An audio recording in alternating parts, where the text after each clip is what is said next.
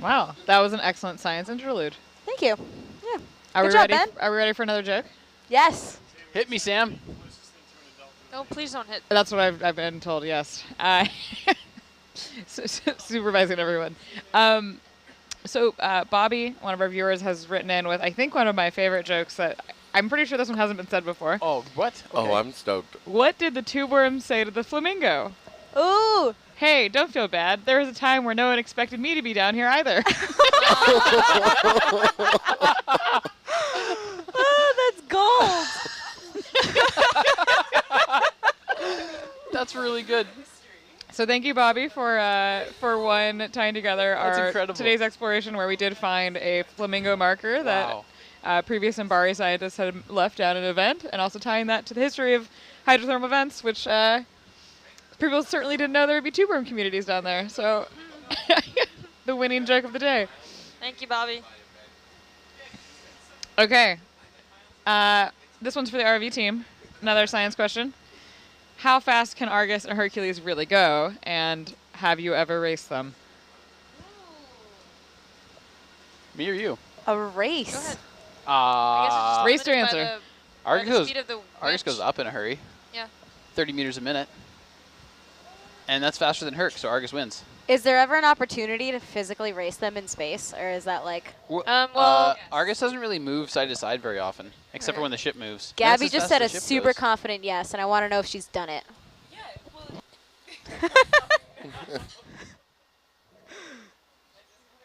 Receipt again. Yeah, because we so.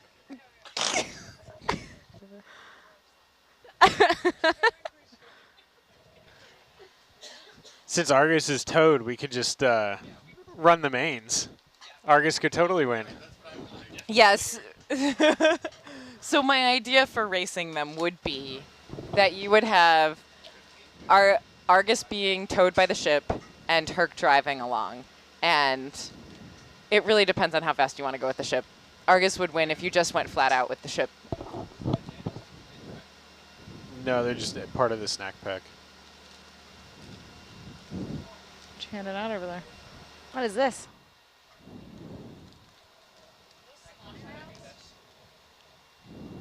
Ooh. Yes. Animal.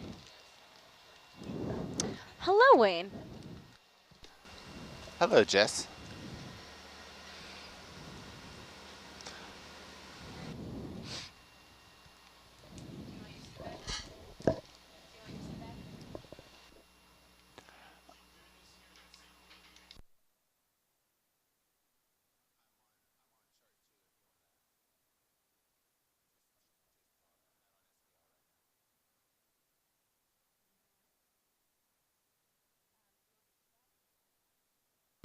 No.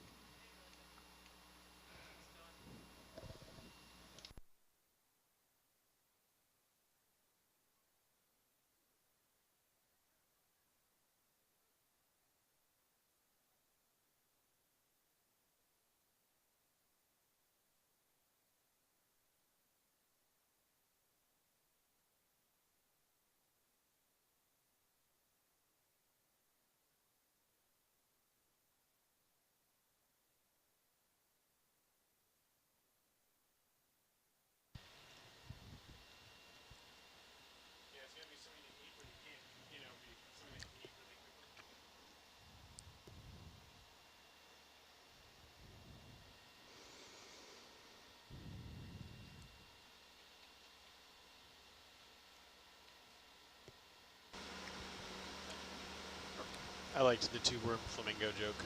That was fantastic. Yeah. That was definitely a highlight joke-wise. Yep. And like really apropos. Just amazing. Bringing it full circle. Mm-hmm. Well, we have another science question now that we're back from beef jerky. How many cameras do you have on Hercules? 7. 7 on Herc, 5 on Argus. Total of 12. But if you include the winch cameras, No. like No, no. Sam's like, that's not what I asked. If you include the other cameras that were used for piloting, we have 1, 2, 3, 4, 5, 6, 7, 8 more. So here's a fun game. We just counted all of the monitors in the van. What do you think the number is? And that includes small screens like the one in front of Jess. 37. That was close. Anyone else want to guess?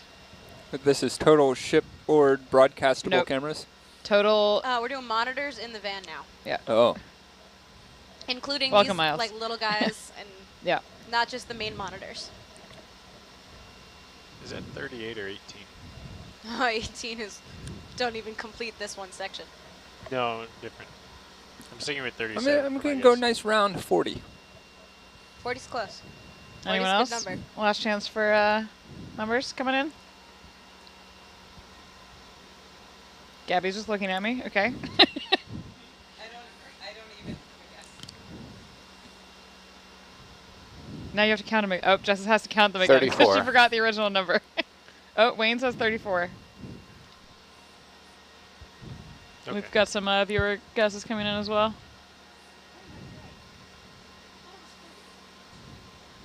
Oh, you're on mute. Oh, she's thinking. Okay, stand by. The wall is not a monitor. Oh, I already lost count. All right, hold on, worlds. I have to recount. I keep losing count. Is there still a laptop on the chart table? Because that would change things. Let's say Oh. fixed monitors. Doesn't count if it's not open. It's not a permanent feature either. It is not a permanent feature. None of us are. There's 9 back here. Oh, we're getting some Thanks, help Aubrey. from Sarah in the back. So the entire video team is up here? All right, so props to Miles. It is around 40. Wait, what is around 40? Like- We need the exact number. It's also a round 38. Like the solid round number of 40. Ah, One round answer, 40. it is one round answer. Okay, not a round. Wow. Okay. Yes, the entire video team is here. And it And took, still can't count. it took 3 of us to get that answer. Math was not my strong suit. It's when I do video. Does the Craft Master count as a monitor? The Craft Master? That sounds like a really cool cheese monster. I'm going to say no. I mean, it's a screen.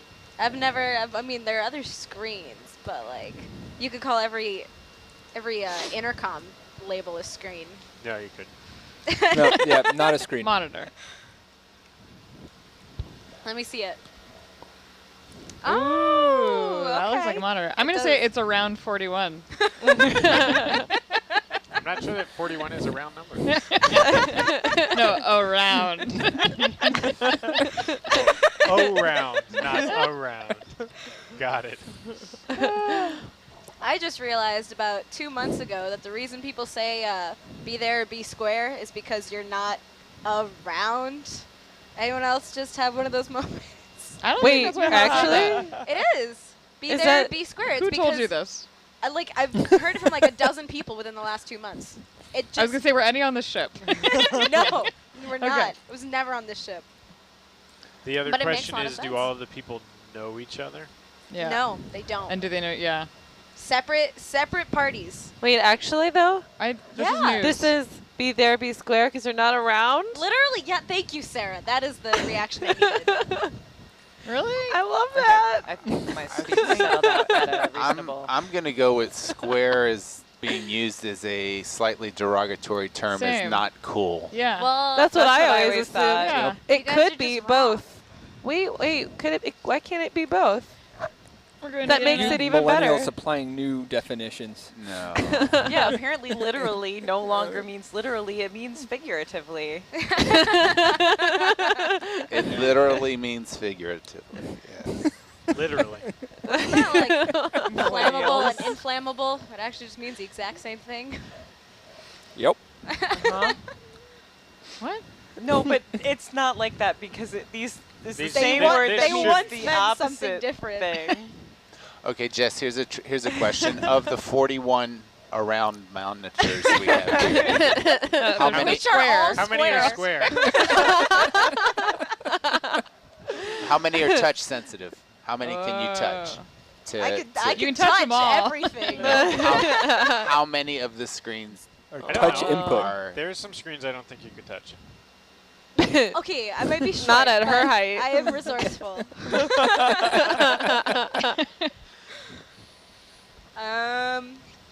And 3. 4? 4. I was so close. There's two It's 4. Cinedex, ROV. What's the third? The focus monitor. This little Oh, puppy. that thing. That doesn't count. Yes, it What is does. that? Wait, how many of the only ROV way monitors can you control touch? it is by Just one. Really? Jess, what is that one for? this. So I am touching this little monitor in front of me, guys. That actually helps. It has a tool on it called peaking, which allows me. The whole image is black and white, but it has Zoom in on very what she's bright talking about colored outline on it that allows you to Use see cam what's sci in focus. and focus Um, on it. So that way I can actually focus exactly on an image that we see at depth Can you without show having to us? struggle. Can you show us this little camera? Jess, Yeah. I've deployed Sarah to use the Psi monitor to So as use oh, look at this teamwork. Wow. to show. We have all the video techs and engineers in the van right now. All right. So All here's my hand, guys, waving it around. I'm gonna hit Greg in Oh, the face. here we go. Zooming in. All right. Oh, it's a little inception there on the since we're Oh, actually it zooming is. in on. A little trippy. So this tiny little monitor we see here, I gotta loosen it. Can we? Nope. Nope. Be careful of the magic arm. And I'm gonna break everything. All right. Well, if you guys can see, there's like purple. All that purple means it's in focus. So, well, this isn't gonna work because I need the Herc cam. I'm gonna. Sarah, you can't see. You're not gonna see much because there's nothing to focus on. But the particulates farther away are now in focus, and closer are in focus. So, it's a very magical So tool. it's a cheat for your job. 100%. Gotcha. Actually, go full wide and tilt Argus or tilt Herc Zeus down so you can focus on the. Oh, good call, Wayne. Good call. Now you Ah. can explain it. Okay, yeah. So maybe it's a little And that's why darker. Wayne's in charge. All right, so all of the equipment now is in focus. We're gonna zoom in. In focus. Out of focus. In focus. Out of focus. You guys can see the purple. I know it's not perfect on the campsite, but there you go. That's how it works. Yeah. Yeah, it also has the ability to show us what's overexposed. So that one's really fun too. We can determine if the lights are way too bright. Ooh.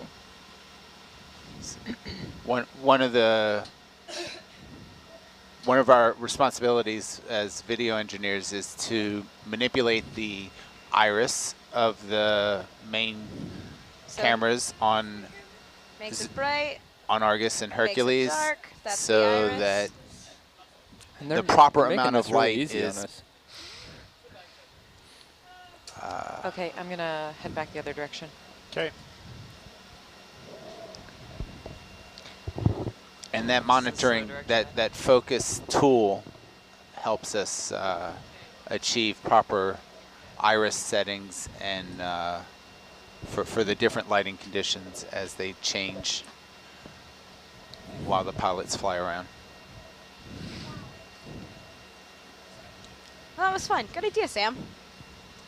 Thanks. That was fun. Indeed. I learned something today. Yeah, no, it is actually a really, really useful tool when you're at depth because everything starts to look the same. Yep. Especially when we're in blue water. Yeah.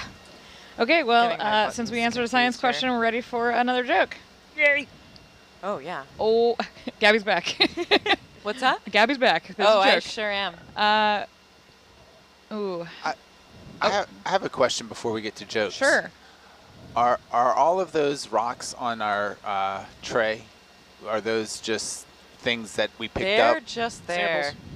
We hired a mason to do some lawn ornament arranging. Those weren't collected. Those were That's just. not quite what masons do. That's not what masons do. They're volunteers. Those just ended up there when you got close to things. Yep. Okay. Yeah, they were actually there when we got here. Can confirm that was actually Trevor's doing. Trevor is our deep sea mason. Again, not what masons do. Yeah. They're not rock collectors. I imagine a lot of those will get To shaken any off. masons out there, we during apologize recovery. for the Yeah. gross Yeah, there's a good chance. misunderstanding of your job.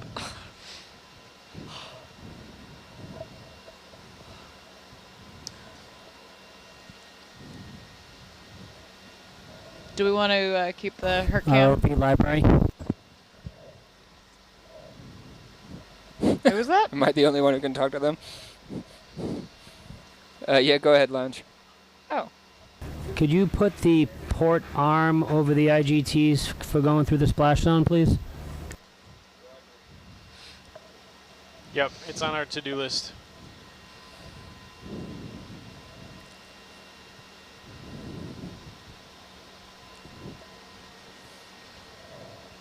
Did they get that reply? Yep. Okay. What's our depth? 1810. So in Okay. documentation, that port arm is often referred to as Mongo, but I've heard you refer to it as Mango. Yeah. Correct. Yeah, I've we heard were told to mixed not phrases. refer to it as Mongo anymore. Well, Oh. there was also a one of our scientists who come out as a data logger often, our science manager, and she's been on the ship for a very long time, and she always thought it was Mango. Since 2010. Yes. Ah. And so now we call it Mango. And And it was all of her notes. Mango. She was always a data. She was always a sat data watch, so she was always taking notes on every single dive, and she called it Mango in the notes for years, for like 8 years. Yeah, because that's how you would spell Mongo. Nope. In Turkish, yeah. Yeah. So you're putting the arm on top of the IGTs just to prevent them from coming out when Yeah. we breach the water? Okay. Yep. Cool. Okay. Well, if we're at 1,000 Got plus you on meters, I'm sorry? got you on the bubble. Oh, thank you. This drunken bubble, though, it's like a little confusing. Yeah, just keep shouldering it. You should be. A little bit more. Okay. so we've got another hour or so to the surface. Is that Let's go with 45 2. minutes? 2 hours. 2 hours? So what's our speed coming up? 15 meters a minute. Between 15 and 20. Well, between 15 and 18. Anyone know what our deepest dive will be this expedition? 2,700 meters. So 28. Yeah, we're there. We're staying there. Okay.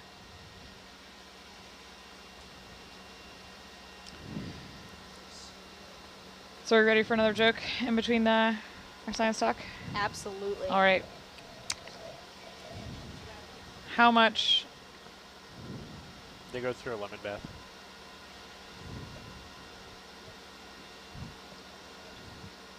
It's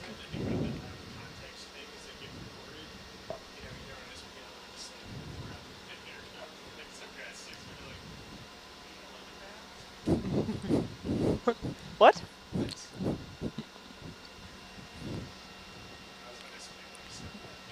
Okay. How much does a pirate pay to pierce his ears? A buccaneer. There it is. I like that one. I knew that one.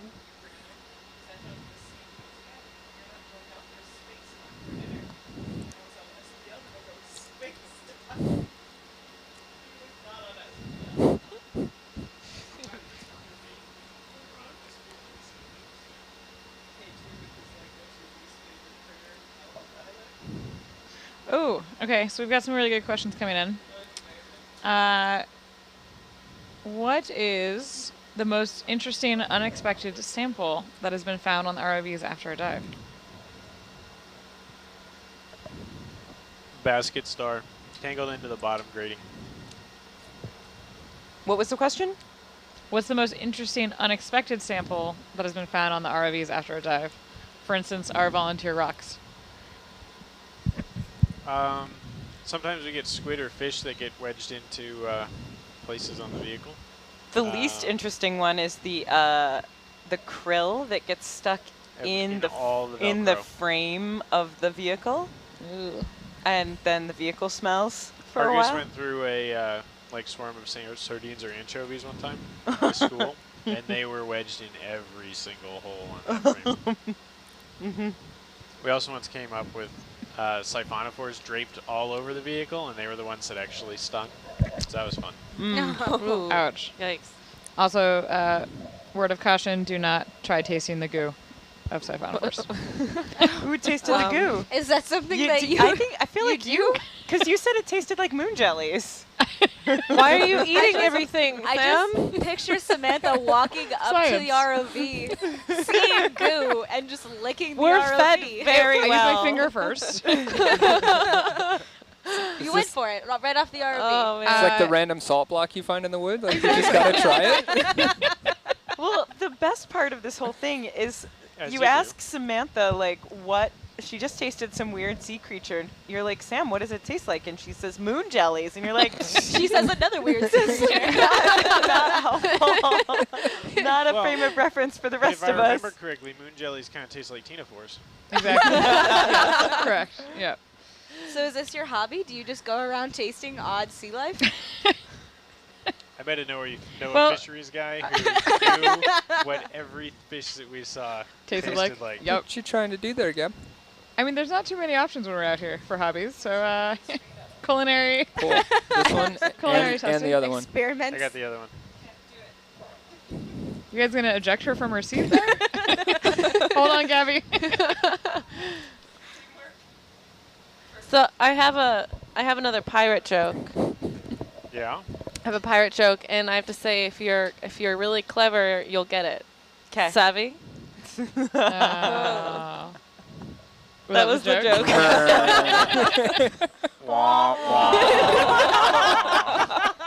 No, it's a play on words. Okay. Sarah, Okay. Sarah, I got it. Thank you. Thank you. The only savvy one in the van.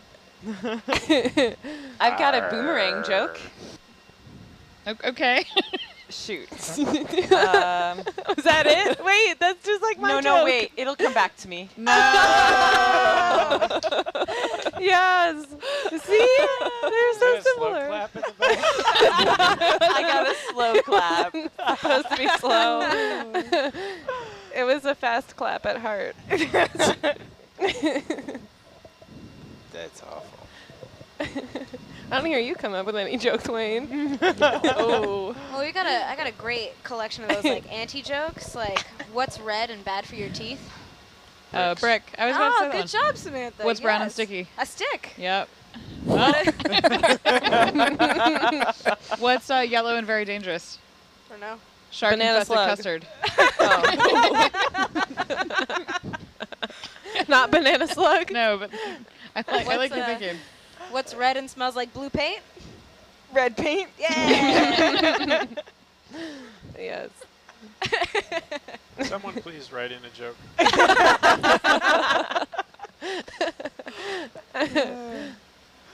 Okay, I do have some science questions coming in.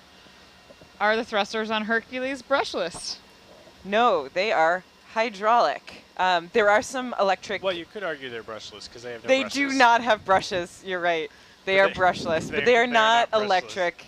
They're not electric motors. They're hydraulic motors. And what does that mean, Gabby? That means they are driven by high pressure hydraulic fluid that in our system is pressurized to about 3,000 psi.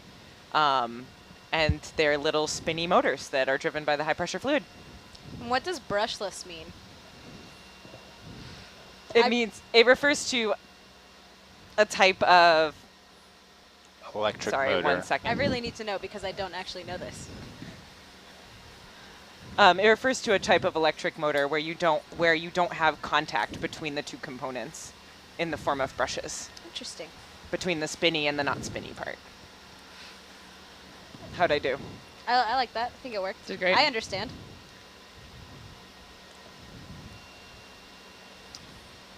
And there are some vehicles that do have electric motors, including the Argus has electric motors. I actually don't know what type of electric motors.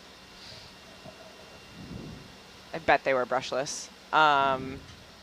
And other science ROVs like Jason are electric, and D2 have electric motors. Did they go Electric motors? thrusters, yeah. Yeah. And they even have, they run a thruster motor They as were a on pump. CNN yesterday. Really? Yeah. Motors? Discovery of shipwreck in Gulf of Mexico. Would Little Herc I have think it's hydraulic motors or electric motors? Little Herc doesn't have any hydraulics from what I know. no hydraulics. Okay. In fact, it has the same thrusters as Argus. Argus.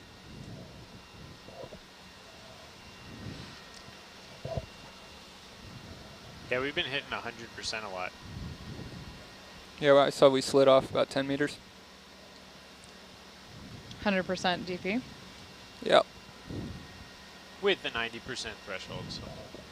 So 100% of 90%. Yeah. And that's just on the jet pump. It's 100% of 80% on the bow thruster. This is like when statistics are correct 60% of the time. That would explain why 40% our of the time? positioning is Yes. all over the place. 72% of all statistics are made up. There you go. On the spot. Here's a question for you. Has Mr. Hercules ever gotten stuck? Mr. Define stuck. Well, we know who's gotten Hercules stuck. He's still here. And so is Herc. And so is Mr. Hercules. I would say not stuck, but there have been some hairy situations. Did it require tugging on the tether to If memory serves partially me right, stuck. there is at least one story like that. And on to the next question. Yeah. It's just like, like a distant memory. It's like back here somewhere, but I haven't been able to bring it to the front. I feel like there's a joke there. Want to hear a joke about procrastination? I'll tell you later. Yeah. That one was a write-in. Ooh.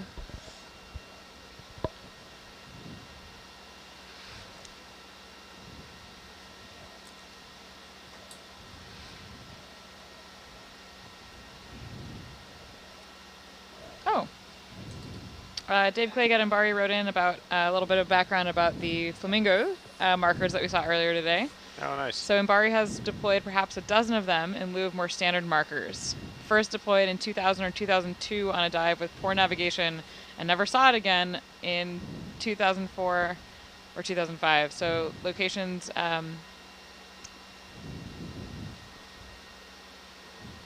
so it'll be useful for comparisons to our newer observations, comparing where they were before. So it's been down for a while. It would Yeah. explain all the growth. It was a total delight to find. Yeah. Are there more? Is this like going to be a flamingo Easter egg hunt? Or flamingo egg hunt? I would Just hope flamingo so. hunt, yeah. Just flamingo hunt? Unclear. It looks like Mbari's deployed perhaps a dozen of them. I'm not sure if that means dozen at Here? this particular site. Probably not. Who knew you could go birding this far under the ocean? There it is. I think we should take it and replace it with a sign that says, "We have your bird." Yeah. Call this number for ransom. Sarah, do you think flamingos lay pink eggs? No, Or like speckled pink? I don't think they're pink. Because what makes them pink is The shrimp. their food. Yeah. But like, I wonder if they eat enough that it interferes with their... No, they're regular eggs. Fine then.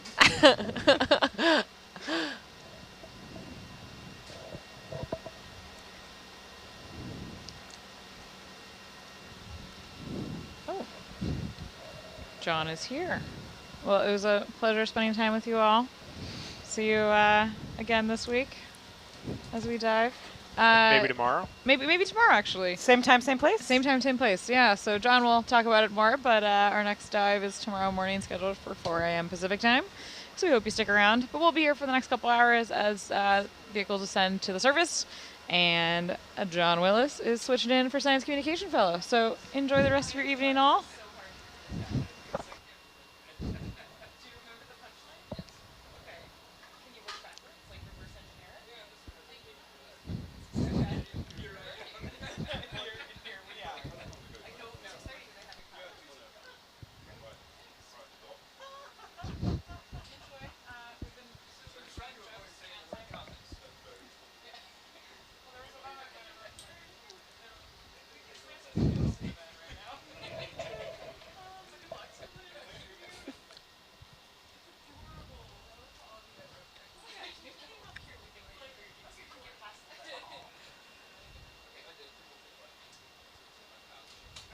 I didn't make fun of you.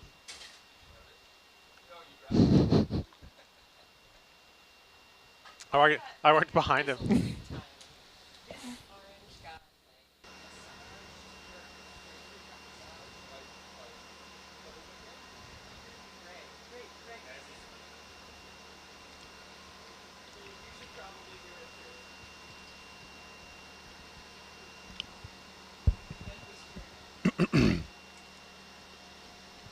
So what did I miss, guys? I hear that Sam tried to bring some sense of responsibility into the room. Oh, absolutely not. Okay. How was your dinner, John? Oh, it's very pleasant. Roast chicken, vegetables, nice. Nice. I had the soup. Ah, wise choice. What soup was it? It was a dumpling. Oh, yeah. Always good.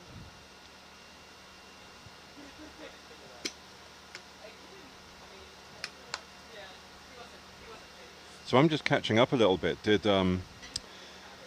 Did Sam do the question, have we ever seen a whale while diving? She did not, but that's a fun one to answer. I wasn't part of that team, but I do know that it has happened. Oh yeah, we saw a sperm whale in, I forget the year, but if you, actually it's going to be on nautiluslive.org. If you click on highlights and go to some of the highlight videos there, you'll see our encounter with a sperm whale. I've been trying to manifest that into happening again for this cruise. Yeah, Jess, do you have a whale dance that you can do? You know what? I've gotten so far so good. Every dance has worked. But I could try to come up with one.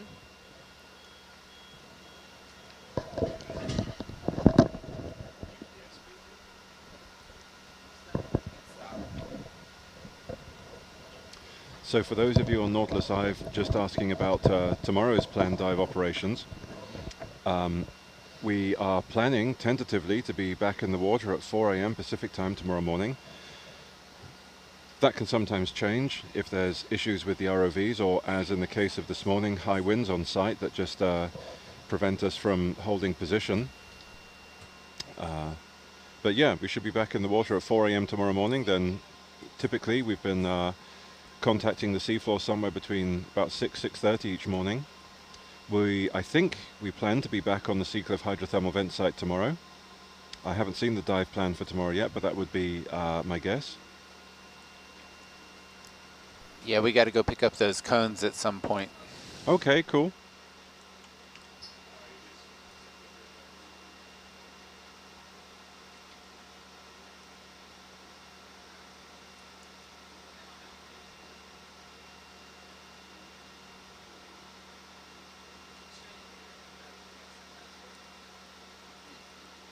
Like somebody's got it, but I don't know who.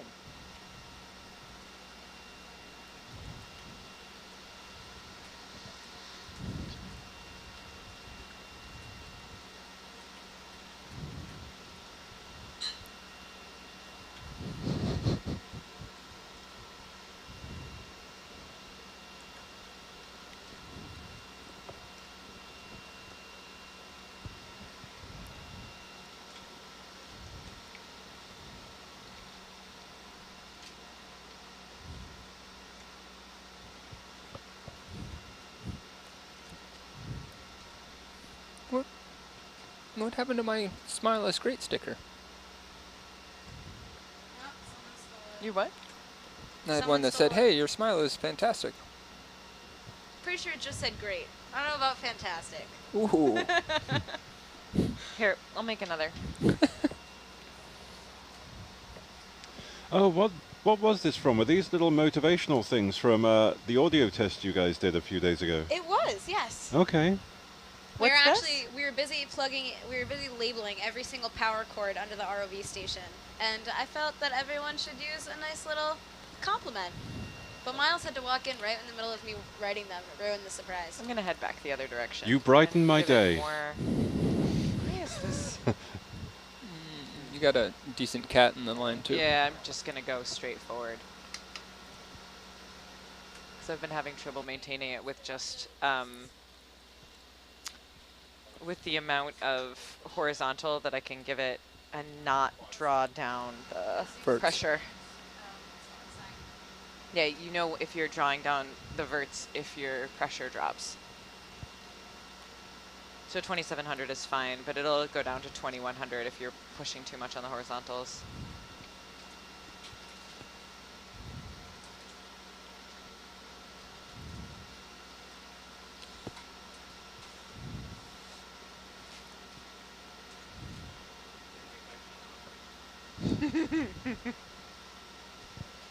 Do we even have any more sticky notes to write you a new smile compliment? Oh, Ah, you're better at it than I am. Just better handwriting. That too. But she's got nice handwriting.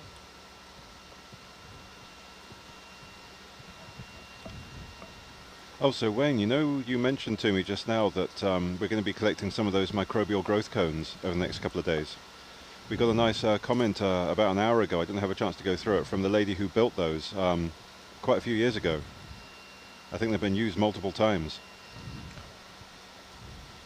Yeah, I'm not sure what's inside of them. I do know they're filters of different gauges that can capture the biological material through the flows. Yeah, they've got some what they call crushed up substrates, or examples of substrates. Basically, physical materials they think the bacteria might like to grow on. I think one of them is a crushed up tube worm shell. You sure? he was upset, so give him a new one. Yeah, but it's not good to lie to somebody to make them feel better. Yeah. I do know I don't that. know. There's two pauses on the way over here.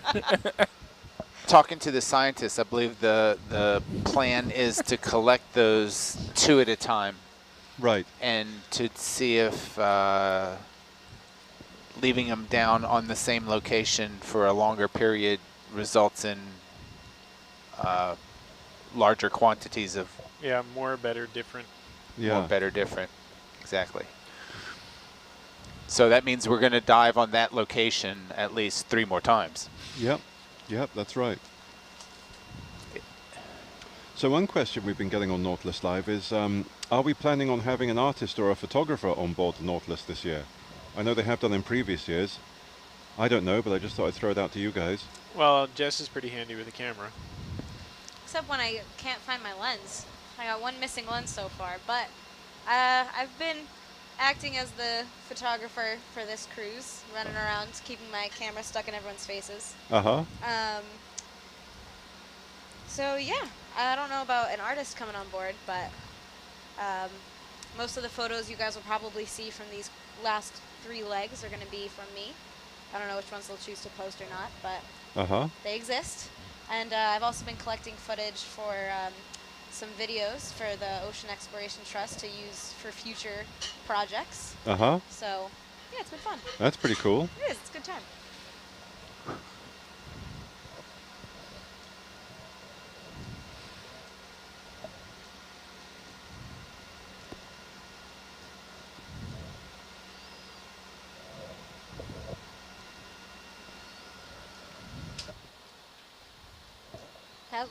Pass that one down. So have you guys spent any time today talking about, there was a neat Oceans news story today about the Ocean Discovery X Prize was awarded today? No. No, it's all about mapping. Tell me more. So the prize was awarded to, you guys may know some of these people. It's called the GEBCO NF Alumni Organization. For those of you who don't know about it, the Ocean Discovery X Prize was basically a challenge to autonomously deploy and recover a subsea mapping system in the eastern Mediterranean off the coast of Greece. And it was a group of essentially sometimes industrial, sometimes academic partners would deploy technology to see who could map the largest area of the seafloor, and with an autonomously deployed and recovered vehicle. And so, yeah, I didn't know the GEBCO NF group, but it's basically a group in Japan and a group at New Hampshire who essentially formed the core of this team. And they used existing AUV technology, autonomous underwater vehicle technology, to do the mapping. But what was new was they paired it with a autonomous deployment vehicle as well. The whole thing had to be autonomous. That was kind of the challenge there. But I think I read they did about 284 square kilometers of seafloor mapping to a resolution of 5 meters over the test period. Do you know what the value of the prize was?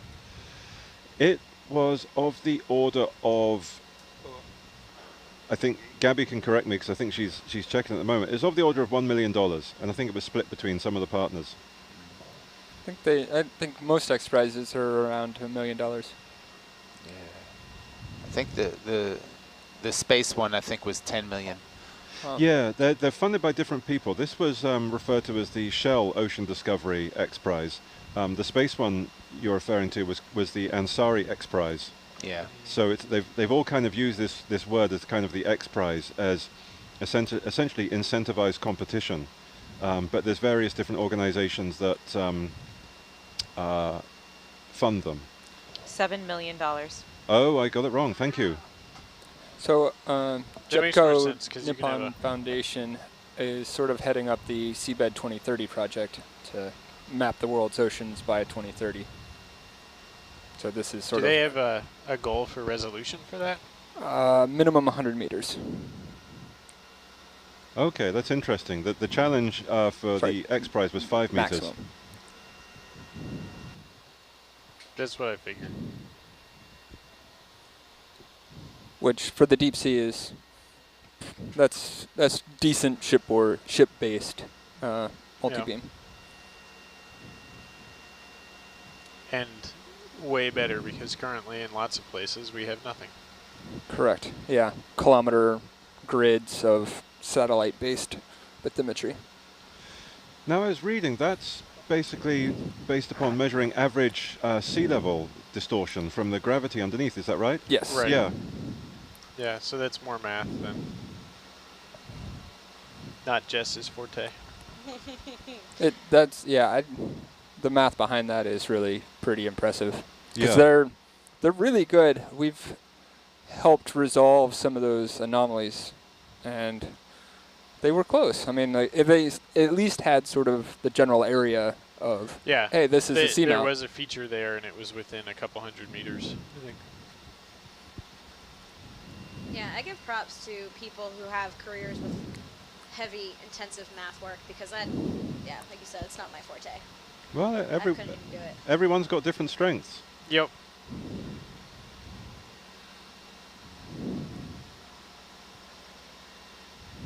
Just 14.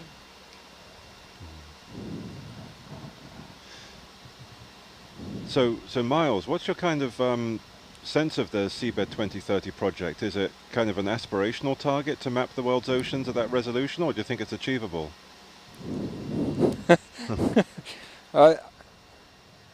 You don't have to answer on SPL if you don't feel comfortable. Yeah, I mean, I think a lot more people need to be involved to really pull it off. Right. I mean, there are just getting to the Pacific would be a massive undertaking. Yeah. I mean, the way some of these large projects, because the other project I'm thinking of is, say, the Human Genome Project, right? One of these big, public service. Supermassive. Yeah. And very rarely do these projects start at the pace they need to finish them. They kind of increase, as they gather momentum and they gather resources, they increase their rate of progress. I don't want to say exponentially, but they get generally much better as they proceed through. Yeah, and sort of a large hurdle right now for that is sort of institutional data, private data that has been held onto for exploration, for other sort of intellectual property reasons that need, you sort of need to coax it out of them and be like, look, like we're not gonna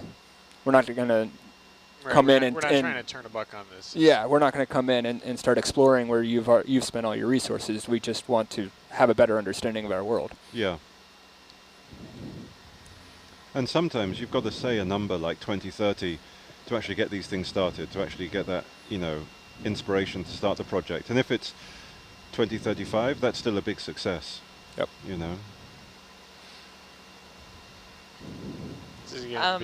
I did my PhD in high resolution mapping, and I'm astonished at how far it's come since I worked on it. And I've been out since I graduated in 2013. And the thing that took me 6 years to do is now nothing. Like, you buy it off the shelf. Right. And it's it's ubiquitous. It's like it's the Norbit. The speed. It's maybe more like the Coda Octopus or something. Oh, that was an interesting application. That was pretty cool. That's actually more sophisticated than anything I did, because that was full 3D. Like, it took me 6 years to make something do 2.5D models of the seafloor, and now you can buy something off the shelf that does a full 3D model. Like, and I don't know the exact parameters and the exact characteristics of a map from the Coda Octopus, but my point is that, like, in 10 years, the technology comes a really long way. Right. Like, shockingly long way. Yeah, and if you look at chipboard multi-beam, that's come a long way too.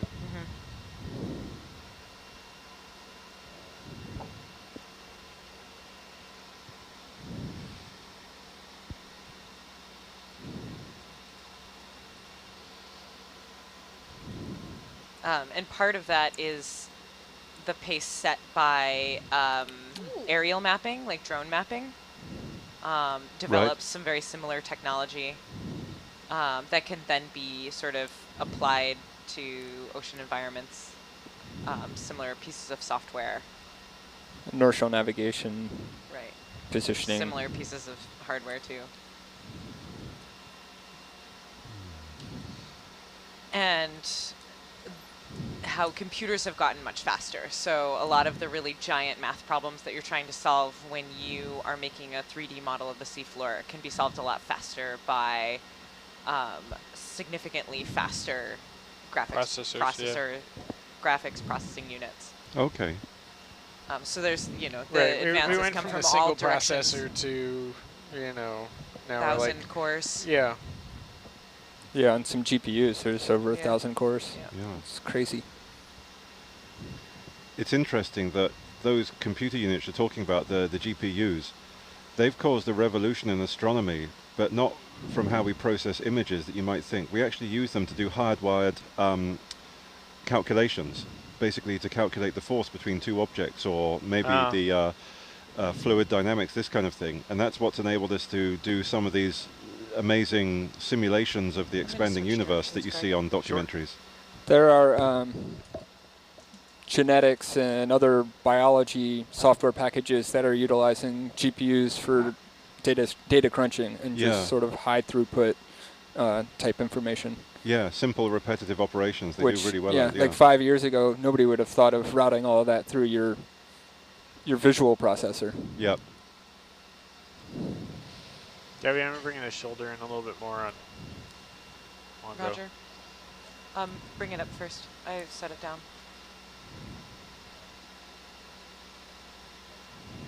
Yeah, maybe elbow up.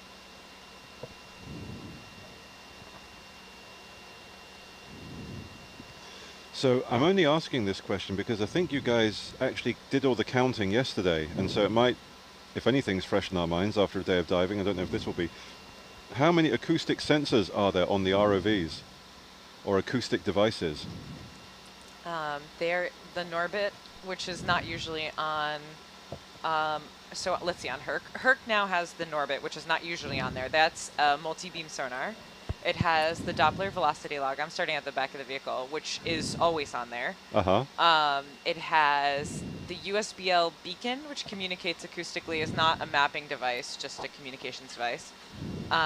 It's got the C-Prince, which is a forward-looking imaging sonar, and it's got the Mesotech, which is a totally 360 view imaging sonar. And I think that's 5 acoustic sensors for Herc, and then Argus has the sub-bottom profiler, the Mesotech imaging sonar that looks down, and the USBL beacon, which is just a communications beacon. And so that's 3. So we've got 8 total. Does that sound right? Did I miss anything? No, that's cool. That sounds right. That was good counting for the end of the day. Yeah, I counted to 8. That's amazing. You didn't even have to take off your shoes. 1 acoustic sonar. 2. What's that? Around 8.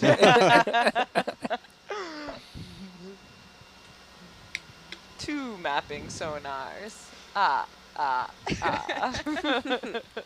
Are there any temperature probes on Argus?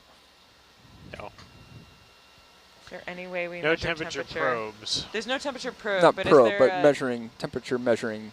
Not device. for salt water. Oh. There's A temperature bunch in of the bottles. bottles. Yeah. Oh, we didn't even count those up on Herc. We were only water exposed temperature probes.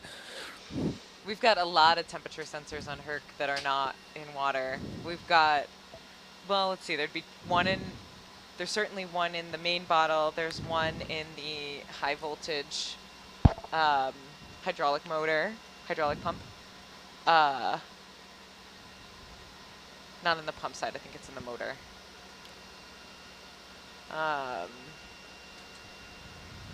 Yeah, so that's an additional 2 on top of all the temp probes that we've got.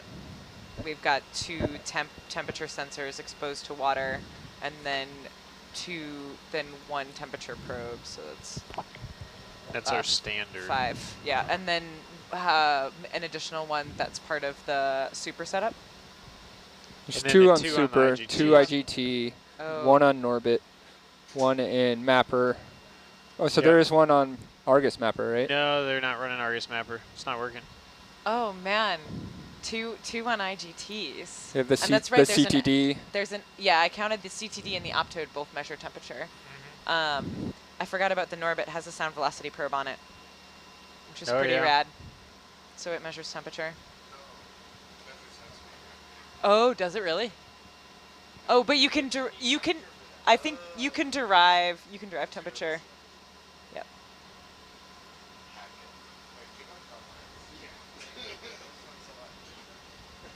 Whoa. Miles, you look different. Sound different too. Where'd he go? He didn't tell us he was leaving. Oh, okay. Gabby, you gotta push forward again.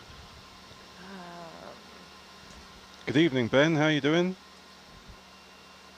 Doing great. Debating about using Ben or Miles 2.0. Miles. Wait, what? Miles 2.0. Oh, yes.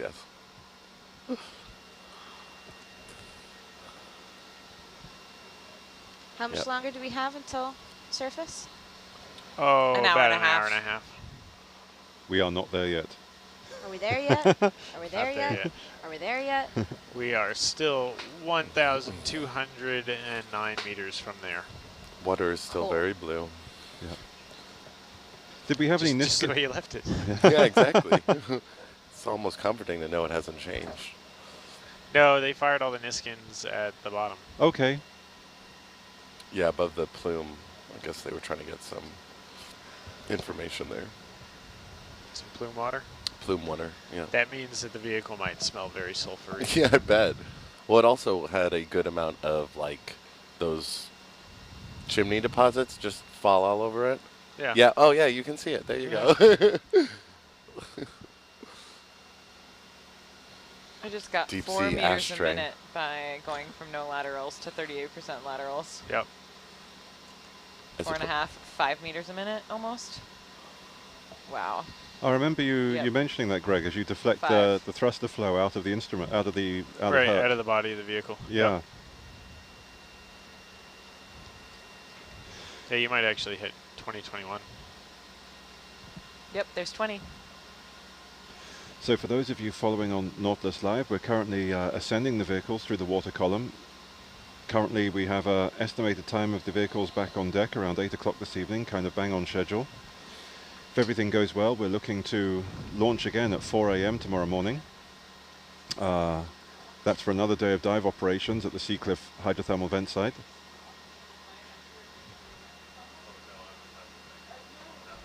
We're still here for a little bit answering your questions on Nautilus Live, so feel free to keep sending them to us.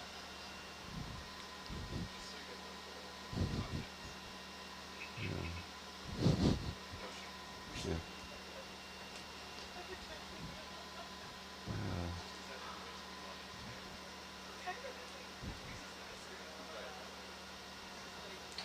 Some mysteries are better left unsolved.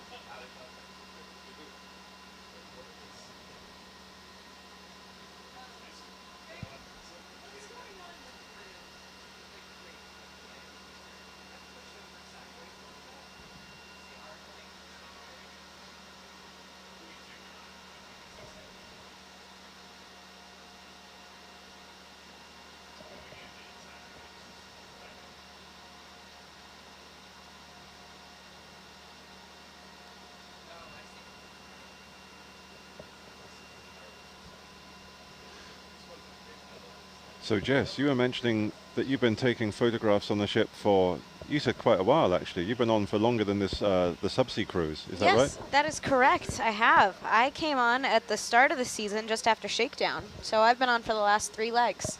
So take us through it. So what's it like, so what did you do after shakedown? Was that a transit or a mapping cruise? It was an ROV cruise. It was for our science ambassadors, which is a great way for people to get involved.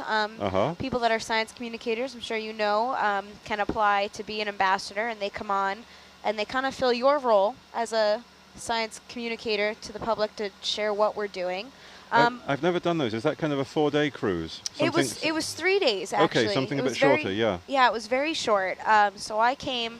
I wasn't here for shakedown. I came just after shakedown, and we were with Dr. Ballard, and we were actually looking for deep sea caves, and we were looking for seashells to be able to age the caves and see if we could figure out how old the shoreline was at that centuries before. I remember that. Now that was a cruise that was started, that was a science project that was started last year, and I remember it's got some of the craziest ROV flying I've seen when you actually try and go into some of these caves. So we weren't actually going into the caves for this one.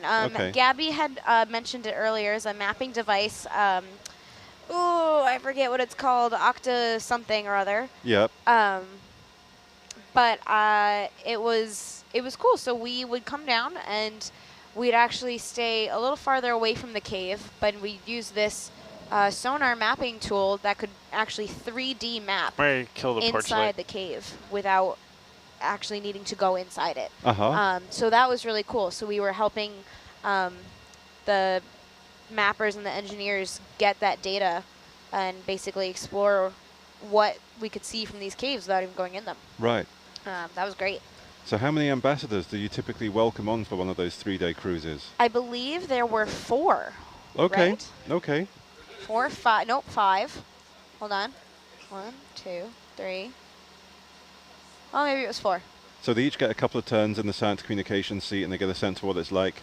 Yep. Oh, and that's neat. They actually get to go hang out in the back row, in the science row, and participate with the scientists. And while they're doing the research and trying to find the seashells or explore what's there, they get to participate in that. And so they get to participate in kind of all aspects of life on Nautilus so that they can share it appropriately.